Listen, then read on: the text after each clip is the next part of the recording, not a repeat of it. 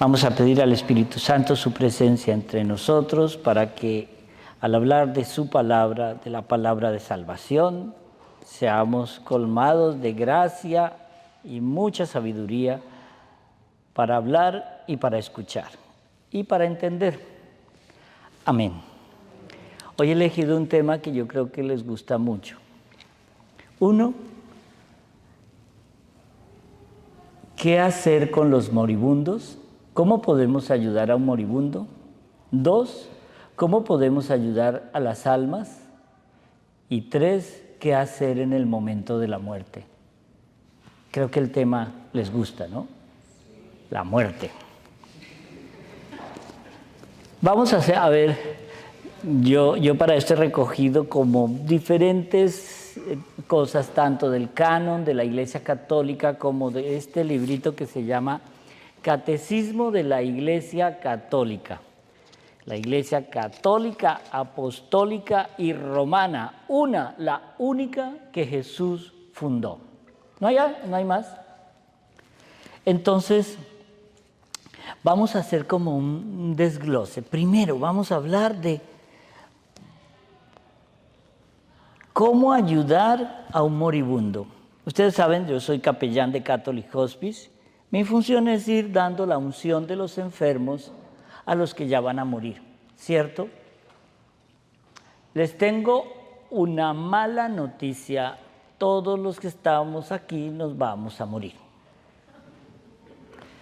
Y les tengo una buena noticia. Les voy a dar los secretos para vivir en la vida eterna con el Señor. ¿Sí ve? Es tan fácil. Había una cosa que en España lo llamaban las verdades de perogrullo. Las verdades de perogrullo es como decir, es mejor estar sano que estar enfermo. Es mejor que yo me case bien o que no me case. Verdades de perogrullo. Entonces, ¿Verónica del Valle no ha llegado? ¿No? Cuando llegue le pueden decir que se calle. Bueno, hoy vamos a hacer esto de una manera muy... Trato de sacar de esos textos densos de teología y ponerlo en un lenguaje normal. La Iglesia Católica tiene algo muy lindo que lo ha tenido desde hace cientos de años. Colegios y universidades. Una de las cosas que más nos acompaña a nosotros en los colegios es la catequesis. La catequesis es enseñarle al niño en qué consiste nuestra iglesia. Eso es todo. ¿Cuáles son las ventajas de la iglesia? ¿Cómo vas a aprender a desarrollar los sacramentos? Pero la experiencia también nos dice que ese niño que está aquí en el altar sirviendo de monaguillo y que está apasionado por servir de monaguillo, cuando llegan a los 13, 14, 15 años ya no quieren ser monaguillos. Les da cierta vergüenza que los vean como rezando cuando ellos quieren entrar en el mundo. Y por mucha educación católica que tú le hayas dado, el adolescente ya sabe más que tú. Él se cree, ¿se acuerdan como yo defino siempre adolescencia? Bueno, yo no, el latín. Adolescencia, adolesco de inteligencia.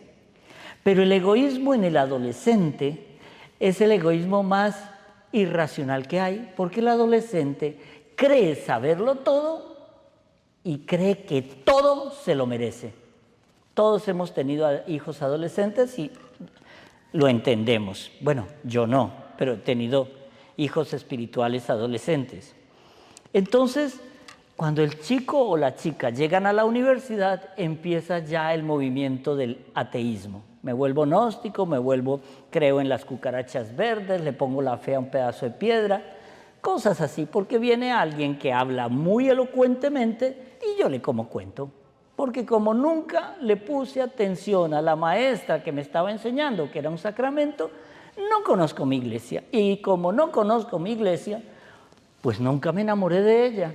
Pero cuando ese adolescente que fue educado en la Iglesia Católica se casa y tiene hijos, quiere volver otra vez a la iglesia, que sus hijos sean bautizados, y es una manera, es como un ciclo, es algo que he visto repetida muchas veces.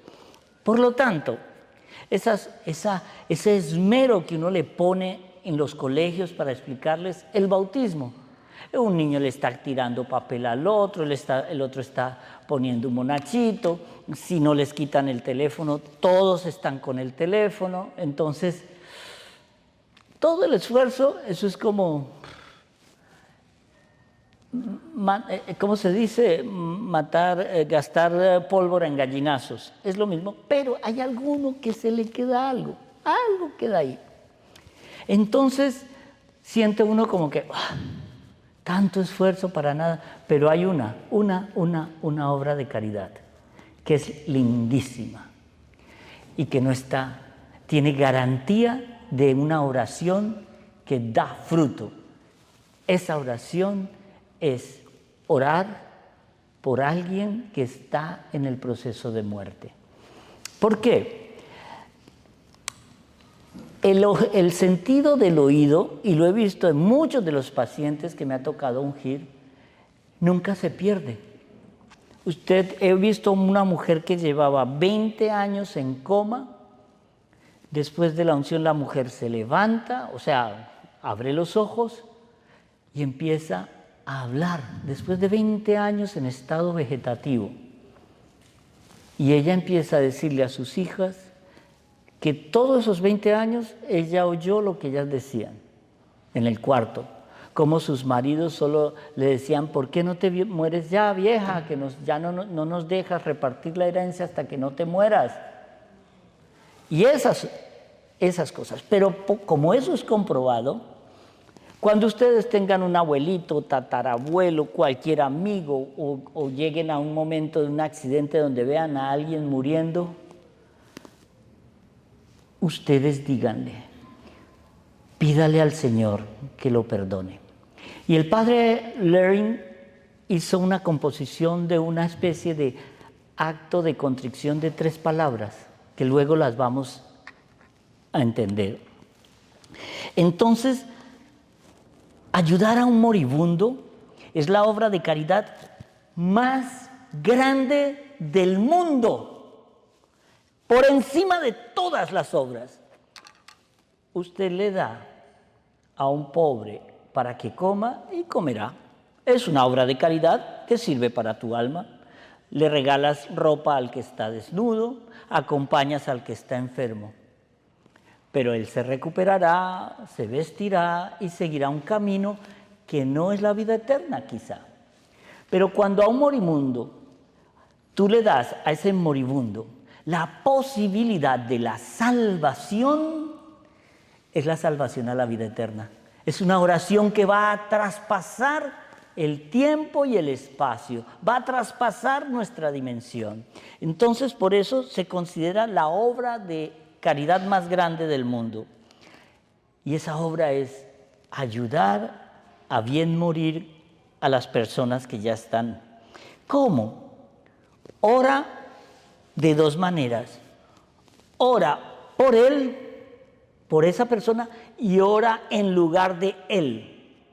Mire, ustedes ahora están llenos de vida, son jóvenes, rozagantes, y pueden orar. En el momento que usted tiene un accidente y se mató en el acto, ya no hay nada que hacer. Ya no puedes orar.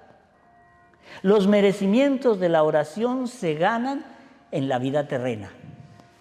Cuando ya pases el umbral de la muerte, ya no puedes hacer nada. Pero, ojo, aquí es cuando empieza esto a ponerse lindo. La oración más eficaz del mundo es la oración por un moribundo.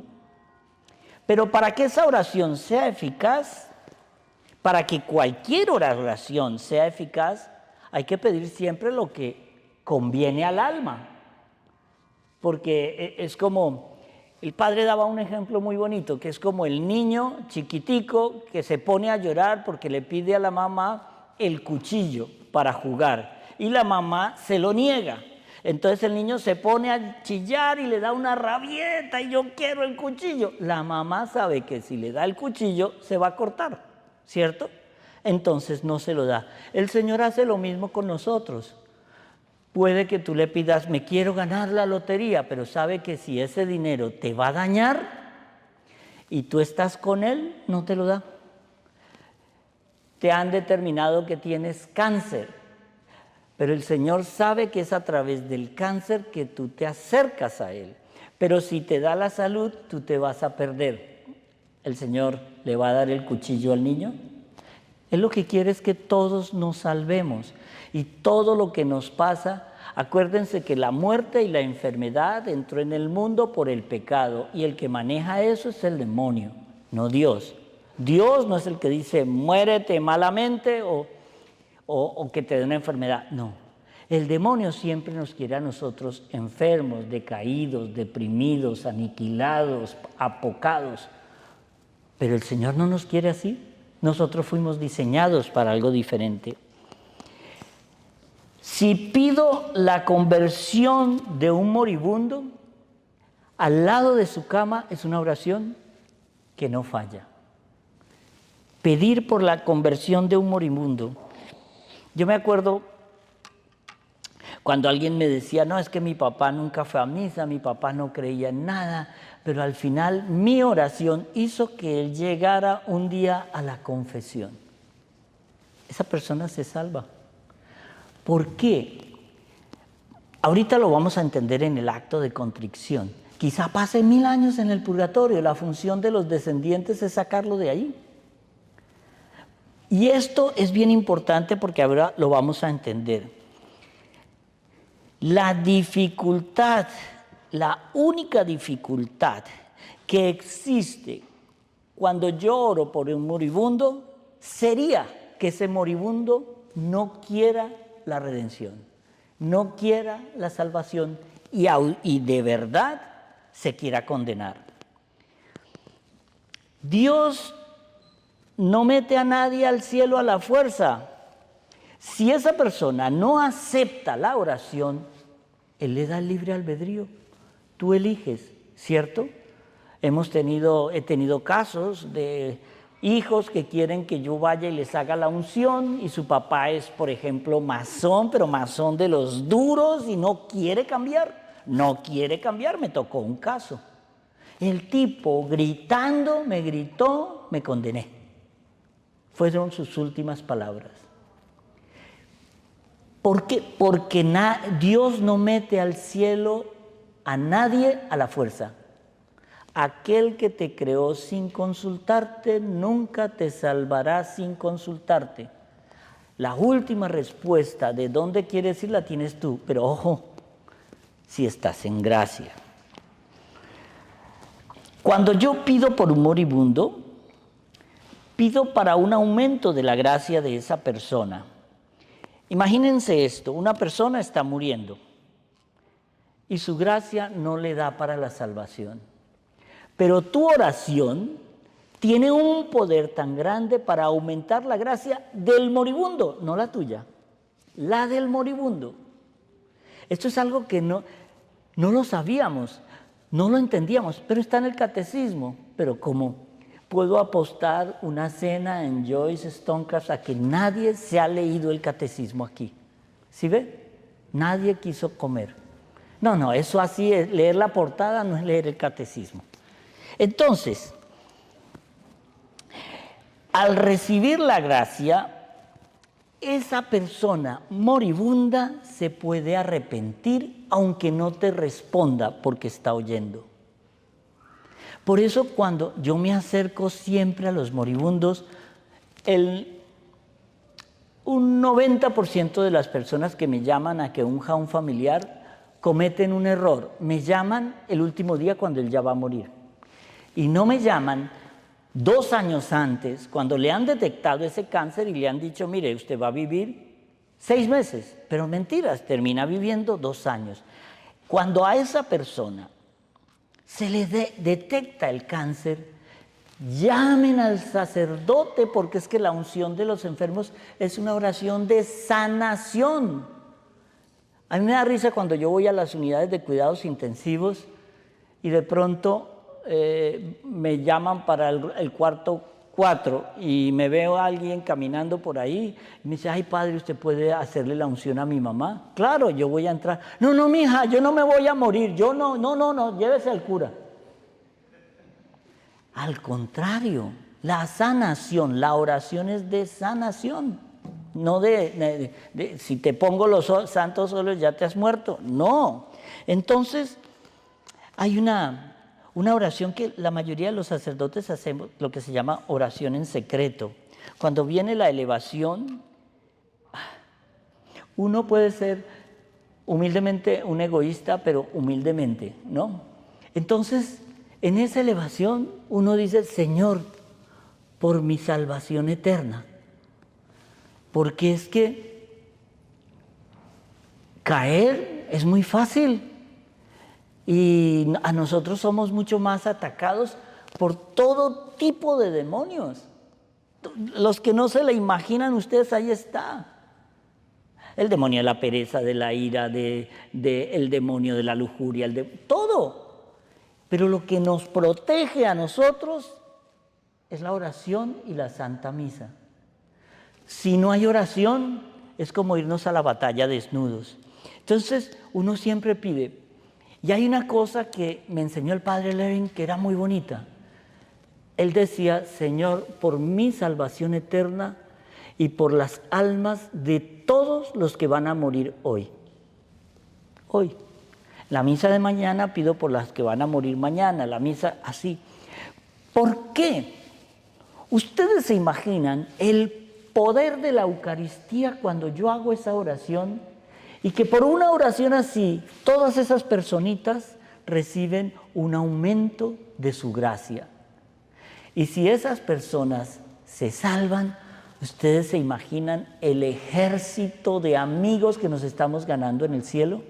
Es un ejército inmenso de amigos que estamos ganándonos en el cielo, pero esto también es una visión que puede llegar a ser egoísta y ahorita les explico por qué. En la elevación, ustedes siempre miren. Hay mucha gente que empieza la elevación y hace así. No, es el único momento donde pueden mirar al Señor cara a cara. En la elevación del cáliz, miren el cáliz. Ese es el momento de pedir con mayor ahínco. Pero pidamos esa sal siempre, antes de pedir marido, carro, casa, salud, compañía, visa, pida siempre, Señor, por mi salvación eterna, porque quiero estar contigo. Y después de pedir por la salvación eterna, no dejen de pedir por los que van a morir hoy, porque esas almitas te deberán un poquito de su salvación. Esta era la primera parte, los moribundos. Ahora vamos a pasar a hablar de los difuntos. Y aquí quiero entrar en algo del catecismo. ¿Cómo ayudar a los difuntos? El catecismo nos habla de las indulgencias. Antes habían muchas indulgencias de diferente tipo y eso se prestó a muchas malas interpretaciones, tanto que Lutero se escudó en las tales indulgencias de la Iglesia Católica. Entonces la Iglesia, y hace muy poco, creo que fue San Juan Pablo II quien hizo una reforma total de la indulgencia, y hoy por hoy la Iglesia tiene dos tipos de indulgencia: la indulgencia parcial y la indulgencia plenaria, y las vamos a explicar. Dice, solo les voy a leer el catecismo para no salir de aquí. En el artículo 1471 dice: la doctrina y la práctica de las indulgencias en la Iglesia están estrechamente ligadas a los efectos del sacramento de la penitencia. La indulgencia es la remisión ante Dios de la pena temporal por los pecados ya perdonados en cuanto a la culpa que un fiel dispuesto y cumpliendo determinadas condiciones consigue por mediación de la Iglesia, la cual, como administradora de la redención, distribuye y aplica con autoridad el tesoro de las satisfacciones de Cristo y de los santos. Ya estoy viendo caras como, tranquilo, ahorita lo explicamos. La indulgencia es parcial o plenaria según libere de la pena temporal debida por los pecados, en parte o totalmente. Todo fiel puede lucrar para sí mismo o aplicar por los difuntos a manera de sufragio las indulgencias, tanto parciales como plenarias. Y aquí entramos en algo bien lindo. ¿Qué es en concreto, en un idioma vernáculo que podamos entender, la indulgencia parcial? La Iglesia me duplica mi mérito cuando yo hago con fervor una acción o una oración. ¿Se acuerdan cuando uno en la Semana Santa tiene eso que se llama la adoración de la cruz? El besar la cruz. Hay gente que por asco, por COVID, hoy por hoy está besando la cruz, les pasan la cruz y hacen...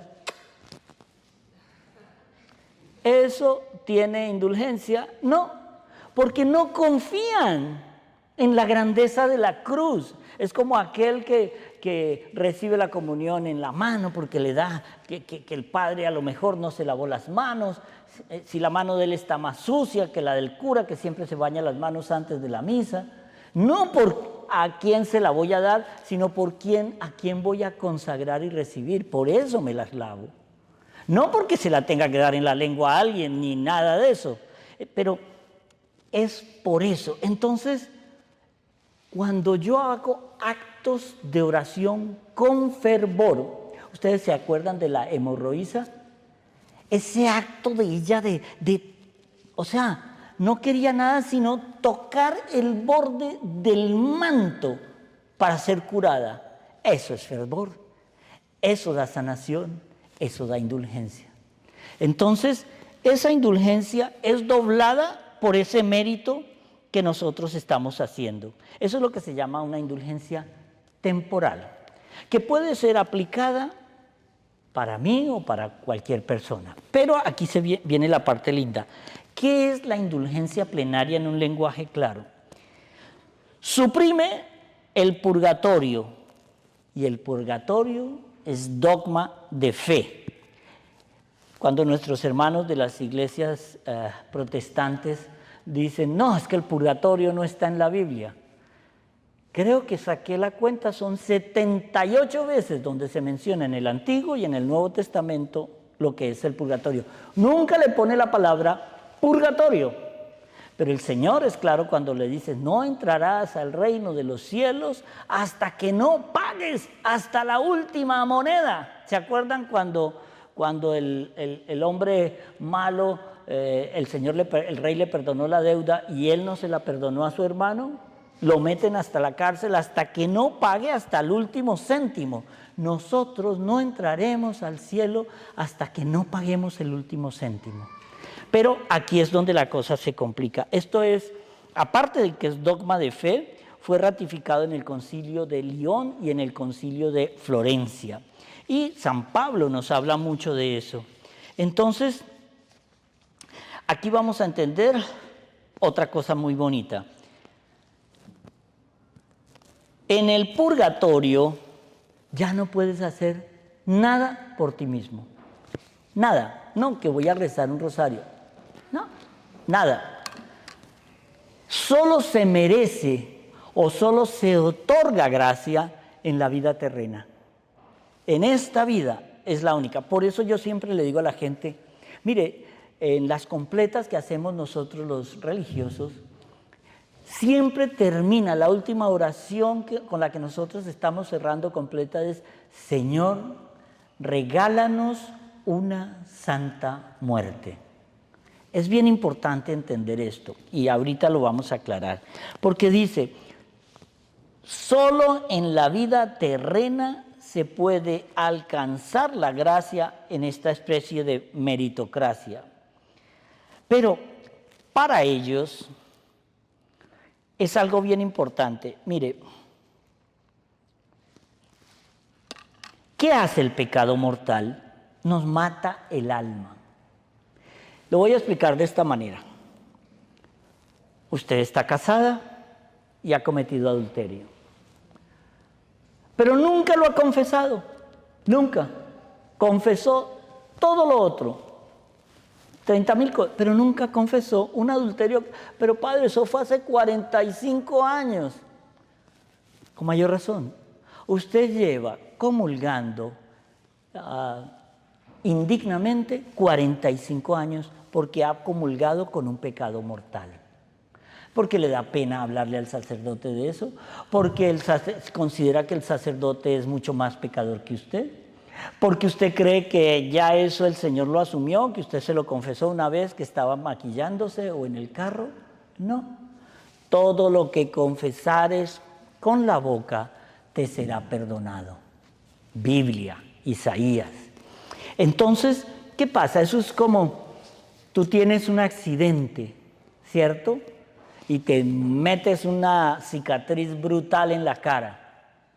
Y ese accidente te salvaste, pero te queda esa cicatriz. El doctor te cosió, pero está la cicatriz. Y si eres una mujer bonita, con mayor razón, te mandas a hacer una cirugía plástica. Pues la indulgencia es la cirugía plástica del alma.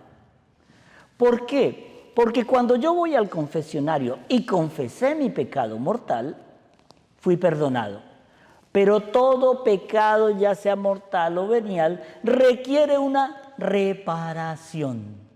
Todo. No importa. De toda palabra que digas, de toda cosa que hagas y cosas buenas que dejes de hacer, tendrás que dar cuenta el día del juicio. ¿Por qué los curas nos confesamos cada 8 días o tratamos de hacerlo? Porque es que si yo me acuerdo de un pecado cuando yo tenía 7 años, que me robé un borrador de un compañerito, lo confieso. Yo no quiero. El mandamiento es no robar, total. Es un pecado mortal. Si usted rompe un mandamiento, es mortal. No es. De nuevo, yo lo repito mucho para que se le quede a la gente. Es una mentirilla piadosa. No existe. Existe la mentira. No mentir. Punto. Ahí no dice no mentir si es que. Entonces, en la indulgencia plenaria vamos a tener otros factores. Hay algo que nos enseña la oración en la indulgencia plenaria. Yo la puedo aplicar por mí o por otros. Miren esto.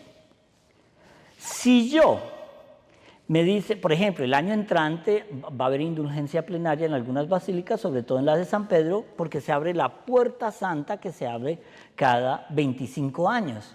Yo tuve la fortuna de estar en el año 2000 en la apertura de la Puerta Santa del Vaticano, de la Basílica de San Pedro, en el año 2000 con el Papa San Juan Pablo II.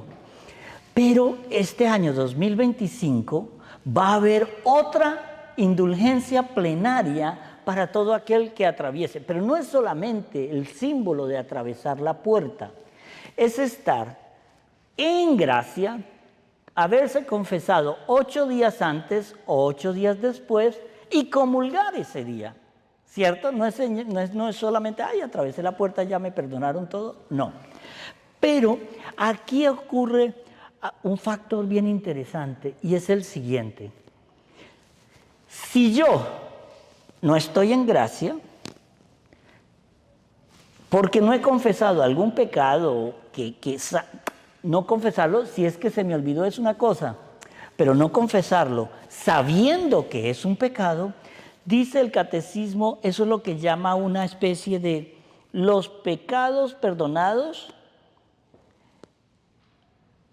nunca te pueden separar del apego desordenado. ¿Qué quiere decir esto del apego desordenado? Eres una mujer, vas a misa todos los domingos y ¡pum!, caes con el vecino, ¿cierto? Y tú vas y te confiesas todo y luego a los 8 días, ¡pum!, vuelves a caer con el vecino.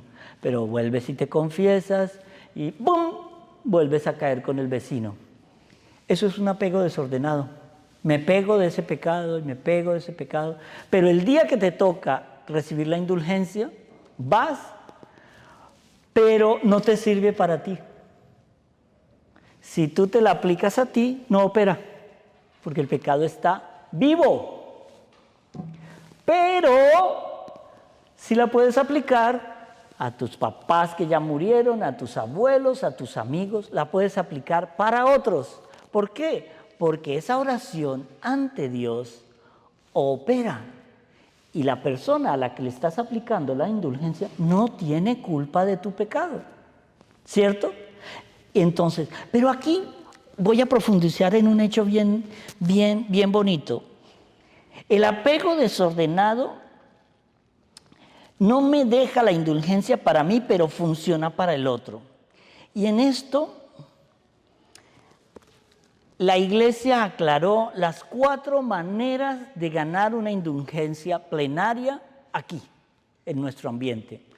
Esas 4 son, primero, rezar el rosario ante el Santísimo. Eso da indulgencia plenaria.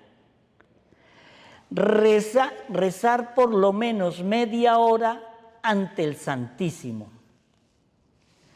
La tercera es media hora de lectura, si se puede, de la Biblia, si se puede, ante el Santísimo. Y la última es rezar el Santo Vía Crucis, o hacer las estaciones de la cruz en la iglesia más cercana donde la puedas hacer.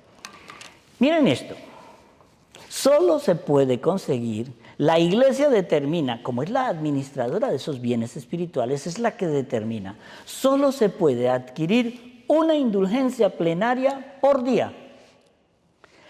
Pero, y he aquí lo bueno, hay una tradición que se llama, ¿ustedes han oído el voto de ánimas? ¿Alguien lo ha oído? Solo una persona, que es la fanática. Voto de almas es una tradición muy antigua, pero muy antigua, casi que podríamos decir que viene desde el Antiguo Testamento, pero ha sido trasplantada con el Señor hoy. Voto de almas es: yo entrego todos mis méritos entregables, porque hay méritos que son intransferibles y hay méritos transferibles. Yo entrego mis méritos transferibles al Señor y a la Virgen, que son los administradores de las oraciones, para que ellos lo otorguen al alma que ellos prefieran. ¿Sí me explico? Esa indulgencia que hemos ganado con uno de estos 4 actos, se los entrego al Señor. Señor, yo te entrego. No dejo nada para mí. Ojo, no dejo de mis méritos que yo pueda transmitir, para mí nada. Lo entrego para que tú se lo entregues, la Virgen y tú se lo administren a quien tú quieras, al alma que tú quieras. Eso es un ambiente, uno dice, wow, entonces ¿para qué rezo yo? ¿Y dónde quedan mis oraciones? Bienaventurados los misericordiosos, porque recibirán misericordia.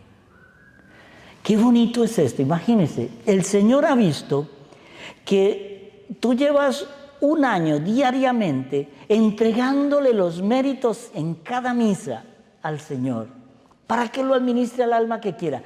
¿Tú qué crees? El Señor no sabe responder uno a uno, sino da el 100 por 1. Vas a recibir la misericordia de Dios multiplicada. Por eso es que los de la vida religiosa nos entregamos a la oración por el otro. Por el otro, porque yo sé que Él me va a devolver a mí en gracias todo lo que puede ser, que para mí no es sacrificio, pero todo lo que uno puede hacer por el otro. Entonces, aquí viene algo bien interesante. Para ganar esa indulgencia debo confesarme 8 días antes o 8 días después. Recibir la comunión cada día que estamos pidiendo una indulgencia plenaria. Y ojo, hay que rezar una oración por el Papa y sus intenciones, que normalmente en el rosario siempre rezamos el Padre Nuestro, las 3 Ave Marías y el Gloria por el Papa. Y entonces, cuando yo ya he llegado aquí, ofrezco todo esto en la misa y le digo al Señor, Señor, te lo ofrezco, porque yo confío en tu misericordia. Ahí es cuando opera la fe. Ahí es cuando la fe el Señor nos la amplía, nos la regala, nos la multiplica. Y es una de las partes más bonitas. Pero, mire, ¿se acuerdan la promesa de la Virgen de rezar los 3 Ave Marías? Nunca se acuesten ustedes sin rezar las 3 Ave Marías y el acto de contrición. A mí me parece siempre curioso que las personas, el 80% de las personas que se confiesan conmigo ya conocen mi nivel de misericordia. Y ese nivel siempre me dice, dime el acto de contrición. Y todos, cuando es la primera vez, empiezan. Lo tengo en el teléfono. Tranquilo, el teléfono va para el cielo, usted se va para el infierno. Es una exageración. No le vayan a escribir al arzobispo que yo dije que todo el mundo que no se supiera el acto de contrición se va para el infierno. Pero el otro caso es el que empieza. Padre, dígame cómo empieza, yo lo sigo. Señor mío Jesucristo. Ah, ya lo tengo. Señor mío Jesucristo. Rézalo en voz alta. Ay, padre, es que no me lo sé. ¿Sí ves? Se están confesando y están mintiendo. Hay veces que yo le he dicho a la gente, como mintió, salga y vuelva a entrar y empiece otra vez la confesión porque no lo voy a absolver. Porque me está mintiendo en mi cara. Pero seremos tarados. Entonces, uno ve esto y dice, oh, ¿por qué el acto de contrición es tan importante? Miren, nunca se les olvide las 3 Ave Marías para la protección de la Virgen y el acto de contrición. Muchas personas, mi abuela se acostó a dormir y no se levantó, la mamá de mi papá. En mi casa todos han muerto de 100 y pico de años, o sea que ustedes tienen tiempo para aguantarme. Entonces, ¿cuántas veces no hemos oído? No, estaba dormido, ¡pum!, le dio un infarto y fue fulminante. Hace poquito, la monjita más viejita de las carmelitas, que eso era la dulzura en patines, se acostó y no se levantó. ¡Pum! A mí me ha tocado ungir chicas de 16, 20 años. Llegaron de una fiesta tranquilas, ni siquiera habían tomado alcohol. Se acostaron, ¡pum!, un derrame. Vaya el cura, a los 2 días, muerta. Por eso es que tenemos que rezar cuando podemos. Por eso es que tenemos que acudir a la misa cuando podemos. Con un cáncer, quimioterapia, derrame cerebral, ya no puedes. Es antes de.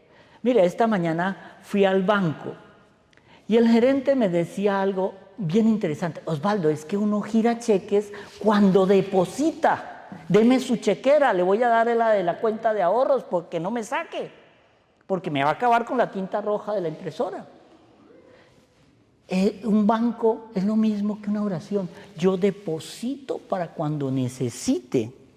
No es que, no, me morí, Señor, ahora sí te voy a hacer las 33 horas del Santísimo. ¿Ya para qué? Ya no se puede. Por eso nuestra iglesia es trinitaria. La iglesia militante, los que estamos aquí, oramos por la iglesia purgante, los que ya murieron, para que pasen a la iglesia triunfante. Y como ellos, por nuestras oraciones, han pasado a la triunfante y se están codeando con Dios y la Virgen, ellos le dicen, Señor, ayúdame a mi hijita, que tú sabes que es medio tarada y hay que darle un empujoncito. ¿Sí ves? Es trinitaria. Entonces, aquí vienen varias cosas. El último consejo, ¿qué debo hacer en la hora de mi muerte si no hay un sacerdote cerca? Acto de contrición. Solo orando el acto de contrición se puede manifestar la gloria del Señor. Y el padre Lenin decía algo bien lindo. Él compuso una oración para momentos de emergencia, que es el acto de contrición más corto que yo he conocido. 3 palabras. Si usted ve que se va a morir, está en un accidente, Dios mío, perdóname. El acto de contrición más corto. Pero si quiere la pureza de una buena muerte, cuando le detecten algo grave, que le hagan la unción de los enfermos. Haga una buena confesión y todas las noches 3 Ave Marías y el acto de contrición. Porque es que no tenemos la vida comprada. Y todos aquí un día vamos a morir. Lo único que espero es que todos volvamos a reunirnos en este mismo grupo, pero allá arriba. Por ahora ustedes tienen que invitar. Cuando yo esté allá, yo invito. Porque asumo que todos vamos para el cielo. Pero salvarse no es fácil. La salvación y seguir el camino de Cristo es difícil. Y cuando no entendemos que de todo lo que hagamos tenemos que dar cuentas, cuando no entendemos que cuando le fallamos al Señor, con cosas de brujería, eso tiene unas repercusiones. La brujería y todas esas cosas espiritistas abren puertas infernales y salen demonios. Y al primero que va a caer es al idiota que está haciendo eso, que es usted. Entonces, por eso, acto de contrición, apréndanselo de memoria. Al padre Lenin le decían una vez que un paracaidista estaba en un entrenamiento y que él se tiró, pero no se le abrió el paracaídas. Y ellos tienen otro aquí enfrente. Y él empezó a tirar, y se acordó del padre cuando decía, Dios mío, perdóname. Porque él dice, si me pongo a rezar todo el acto de contrición, primero me mato. En realidad es, gracias Señor, perdóname y yo confío en ti. El acto de amor más grande es decir, Dios mío, porque es mío solo lo que yo amo. Lo que yo no amo no lo quiero para mí. Cuando tú ves un hijo le dices, amorcito mío, hijito mío, esposita mía. Ese mío ya es un acto de amor. Ese acto de amor lo tenemos que repetir en la última hora. Si lo podemos hacer entero, lo hacemos entero, pero si no podemos, cuando estés al lado de alguien que está muriendo, repita las 3 Ave Marías y 3 veces le dices a la persona, repite conmigo mentalmente, Dios mío, perdóname, Dios mío, perdóname, Dios mío, perdóname. Amén.